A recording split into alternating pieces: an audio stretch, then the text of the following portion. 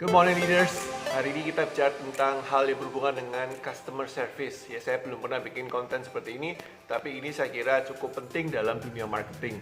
Karena pada akhirnya marketing itu kan apa yang Anda lakukan untuk konsumen. Nah, konsumen kan belum tentu lagi senang hati ya. Kadang konsumen juga lagi marah, lagi jengkel, kita bikin masalah. Anda sebagai vendor, saya sebagai vendor juga nggak mungkin sempurna. So, gimana cara kita bisa menghandle customer sehingga akhirnya dari marah menjadi setia dan kembali loyal kepada kita?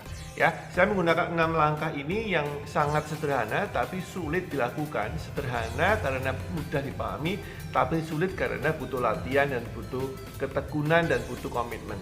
Oke, gimana caranya? Mari kita mulai ya. Jadi pertama adalah satu adalah kita bilang langkah pertama harus pahami konsumen. Ketika konsumen marah, Anda harus fokus ke pemahaman apa yang terjadi. Jangan minta maaf. Nah, kebanyakan para customer service itu di depan sudah langsung minta maaf. Minta maaf Bu, ya minta maaf. Jangan minta maaf dulu, konsumen nggak butuh minta maaf di depan. Langkah pertama adalah konsumen butuh dipahami. So, kita mesti tanyakan, masalah ini terjadi kapan? Bagaimana masalah ini terjadi? Lihat, penekanannya adalah Anda sudah mengakui bahwa itu masalah, ya. Jadi jangan menggunakan kata-kata yang diperhalus seperti apa yang terjadi ini bagus tapi kurang bagus. Anda mesti mengatakan ketika orang marah, Anda mesti mengatakan itu masalah, gitu ya. Tapi secara nggak langsung Anda katakan, Pak, Bu, masalah itu kapan terjadi? Nah, tujuan dari tahap pertama, pahami ini adalah konsumen merasa dipahami dan didengarkan, ya. Konsumen merasa dipahami dan didengarkan. Perhatikan ya, tahap pertama ini adalah pemahaman, bukan minta maaf. Setelah Anda paham duduk perkaranya, Anda masuk ke tahap kedua, minta maaf. Ya, minta maafnya begini. Kebanyakan orang minta maaf itu dengan basa-basi, gitu ya. Kita bilang mohon maaf atas ketidaknyamanan, mohon maaf atas seperti kita lihat di bandara ya, mohon maaf atas inconvenience. Ini sesuatu yang secara legal itu terlalu administratif, terlalu teoritis.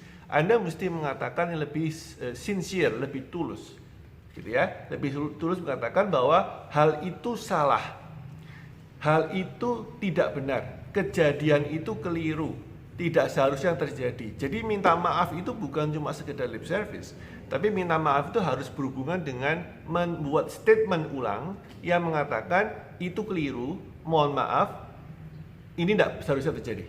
Ya, jadi bukan mohon maaf atas ketidaknyamanan Anda atau mohon maaf atas Anda marah, gitu ya, tambah parah lagi. Mohon maaf karena Anda tidak nyaman, itu juga kurang bagus. Anda mesti bilang hal itu keliru, kita mohon maaf. Nah, di sini konsumen seharusnya sudah reda. Kenapa? Karena konsumen merasa mendapatkan teman dan bukan menghadapi musuh. Ya, customer service ini harusnya jadi customer service ya, berarti kan memberi pelayanan kepada konsumen. Jadi tahap kedua ini minta maaf dengan cara apa? Statement tujuannya, goalnya dari tahap kedua adalah konsumen merasa Anda sebagai customer service itu juga merasa bahwa hal itu salah, ya. Hal itu keliru, kita minta maaf. Hal itu tidak sepatutnya terjadi, kami malu, kita mohon maaf. Something like that ya. Mungkin tidak usah terlalu bombastis, tapi intinya adalah konsumen tahu Anda juga merasa itu tidak benar. Oke, sudah ada pemahaman, sudah ada minta maaf. Kemudian yang ketiga, empati. Nah, empati ini adalah perasaan Anda tuangkan dalam bentuk tujuan membantu. Nah, kebanyakan para customer service itu menggunakan empati ini menjadi excuse. Iya Bu, waktu itu kita punya pengirimannya banyak banget, nggak sempet kirim ke rumah Ibu. Atau waktu itu problem di internet sehingga kita tidak bisa melayani. Atau waktu itu telepon kita lagi penuh, kita tidak bisa telepon Ibu. Atau whatever it is. Nah, jangan menggunakan excuse atau alasan untuk berempati. Ini sangat-sangat tidak disarankan dan akan membuat mereka menjadi ill-feel. Ingat ya, yang kedua tadi seharusnya sudah reda nih, dia punya temperatur, sudah drop. Jangan dikembalikan naik. Kadang-kadang customer service itu sudah betul tahap kedua, tahap ketiganya keliru lagi. Bikin alasan, bikin sebuah pembenaran sehingga konsumennya bilang, aduh, jengkel lagi. Jadi sudah adem, panas lagi. Ya, jadi seharusnya bagaimana? Yang ketiga ini empati tujuannya adalah kami membantu. Ya, jadi sambung dengan yang kedua tadi, hal itu keliru, kita minta maaf, itu tidak seharusnya terjadi. Mari saya bantu. Jadi goalnya daripada empati itu adalah dia merasakan uluran tangan. Let me help you. Mari saya bantu. Mari saya bantu. Oke, itu yang ketiga ya. Jadi sudah paham masalahnya di mana. Yang kedua adalah sudah minta maaf dengan cara yang benar. Yang ketiga adalah empati ya. Jadi paham, empati, paham, minta maaf, empati. Kemudian yang keempat, yang paling penting, solusi. Ya, nah solusi ini ketika Anda memberikan solusi, mungkin butuh waktu langsung, nggak bisa langsung Anda berikan solusi pada waktu itu. Tapi solusinya itu jangan kemudian merepotkan konsumen. Ini yang saya lihat terjadi banyak sekali di kasus-kasus perusahaan, terutama korporat ya. Perhatikan kalau Anda melihat ini dan Anda perusahaan besar, semakin kecenderungannya ini keliru. Keliru di mana?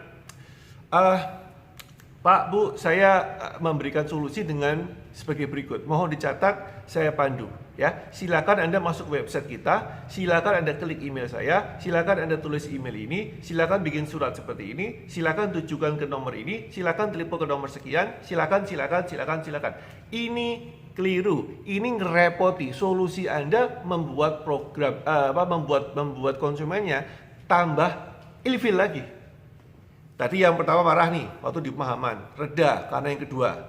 Kemudian yang ketiga udah benar, yang keempat keliru lagi. Jadi ketika Anda berikan solusi, jadi gimana seharusnya? Seharusnya fokusnya adalah Anda sebagai provider, Anda sebagai pemberi solusi yang repot. Tak ulangi lagi ya, Anda sebagai pemberi solusi yang repot. Jadi kita bisa bilang, oke Pak, Bu, thank you. Anda bisa say thank you di sini ya, sebagai pemanis saja. Tapi intinya bukan thank you ya. Saya akan melakukan seperti ini. Jadi saya akan melakukan. Oke, gunakan kata saya sebagai singular, bukan kami, bukan kita. Saya, Henry, Johan, Humphrey, Wati, Susi akan melakukan seperti ini. Kita akan emailkan, saya akan emailkan. Nah ini kan keliru ya, baru saya keliru lagi ya. Saya akan emailkan ke manajemen saya, namanya adalah Pak Johan. Saya akan follow up sekian. Saya akan melakukan ini, saya melakukan ini dan seterusnya. Ya, dan kemudian kasih time frame kapan solusi itu bisa Anda deliver. Demikian juga ketika Anda memberikan rebate atau memberikan cashback sebagai permintaan maaf, juga jangan dibikin repot. Ya, tolong untuk mendapatkan cashback ini Anda bisa tulis email, Anda bisa masuk ke kita punya sosial media, Anda bisa tulis ini, bahkan malah dimintain testimonial. Ini ada yang ngawur banget ya. Jadi perusahaannya salah, ngasihin cashback sebagai permintaan maaf, kemudian dibilang, Pak, boleh nggak Bapak kasih saya testimonial bahwa Anda mendapatkan cashback dari kita senilai sekian puluh ribu, sekian puluh ratus ribu. Ini malah ngawur ya, konsumennya malah enak, malah mau muntah gitu ya. Jadi jangan minta testimonial di sini. Nanti saya jelaskan tentang testimonial video, tapi bukan itu yang saya masukkan ya. Di tempat lain, waktu lain saya akan buat vlog tentang testimonial. How do you get testimonial secara correct? So, setelah Anda memberikan solusi, tujuannya tadi memberikan solusi ya, memberikan solusi jelas Anda yang repot ya. Yang kelima adalah tanggung jawab. Nah, di tanggung jawab tujuan akhirnya adalah Anda mendapatkan Anda menjelaskan tentang proses atau prosedurnya, tentang clarity atau penjelasannya, transparansi ya. Tanggung jawab itu adalah transparansinya. Anda perlu tahu bahwa pada akhirnya konsumen ingin tahu apa sih yang terjadi, kok bisa salah, kenapa ya. Jadi Anda mesti menjelaskan prosesnya ya, tentu dengan waktu tertentu. Anda minta waktu misalkan seminggu atau minta waktu 3 hari, 2 hari, tergantung seberapa kompleks masalahnya. Anda kemudian bilang, oke, Kak, Pak, Bu, Mas, Bro, ini yang terjadi, kami salah melakukan A dan seharusnya melakukan B kepada Anda ya. Jadi jelaskan lagi, kami salah melakukan A, seharusnya kita melakukan B. Jelaskan prosesnya sehingga konsumen tahu, oh berarti kamu ngaku salah, setelah itu harusnya bagaimana ya. Jadi Anda di dalam proses transparansi atau Anda proses tanggung jawab yang kelima ini adalah menjelaskan pertanggungjawaban Anda, bahwa yang salah itu di mana ya. Dan kemudian tujuannya itu ya, berarti pertanggungjawaban. Dan yang terakhir adalah informasi. Yang terakhir adalah yang paling ditunggu konsumen adalah gimana caranya supaya ini tidak terulang kembali. Dan Anda mesti minta waktu lagi, atau kalau enggak Anda bisa selesaikan juga dengan satu paket dengan tanggung jawab. If you can do it, langkah kelima dan keenam jadi combine, itu juga better supaya tidak wasting customer time. Anda bisa bilang yang salah seperti ini, kami melakukan A, seharusnya nggak boleh, seharusnya keliru, seharusnya B ya. Oleh karena itu, ini langkah pencegahan kita. A, B, C. Tapi kalau nggak bisa langsung, jadi Anda minta auto lagi, it's still good, it's still fine. Tapi jangan kelamaan ya. Kemudian Anda masuk ke langkah yang keenam, yaitu Anda memberikan informasi. Informasi tentang apa yang bisa Anda lakukan, perubahan sistem apa yang Anda bisa lakukan untuk mencegah masalah yang sama terjadi. Dan Anda kontak mereka supaya mereka ngerti bagaimana follow up dari kejadian kemarin. Oke, semoga bermanfaat. Tolong Anda bisa save video ini dan Anda bisa putar, Anda bisa tunjukkan ke customer service Anda. Even better, Anda bisa latih mereka dengan konten-konten seperti ini, konten maksudnya tulisan-tulisan kalimat-kalimat script yang bisa Anda tuliskan supaya konsumen customer service Anda menjadi lebih baik dalam melayani konsumen yang marah. Dan ini sulit ya, tapi simple. Simple karena saya yakin 10 menit kan vlog saya, Anda bisa paham, tapi tidak mudah dilakukan. Anda perlu latihan dan jam terbang. Oke, that's it guys. Itu tips saya hari ini. Semoga bermanfaat. Semoga customer service Anda semakin baik. Save video ini, tonton lagi, sharingkan dengan teman Anda jika Anda merasa ini baik. See you tomorrow. Bye-bye.